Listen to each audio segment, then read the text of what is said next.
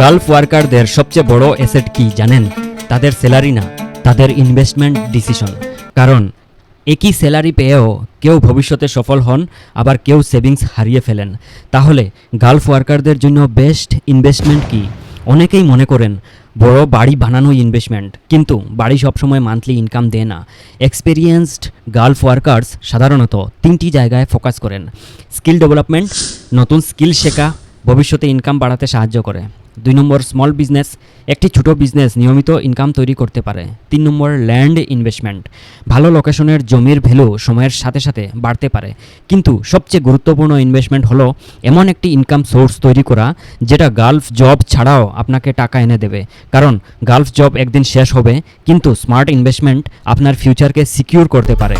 আজকের ডিসিশনই আগামী দিনের ইনকাম। আপনি কি গালফ থেকে ফিরে সফল কোনো মানুষকে দেখেছেন? গালফ ওয়ার্কারদের জন্য আরও ইউজফুল টিপস পেতে সাবস্ক্রাইব করুন।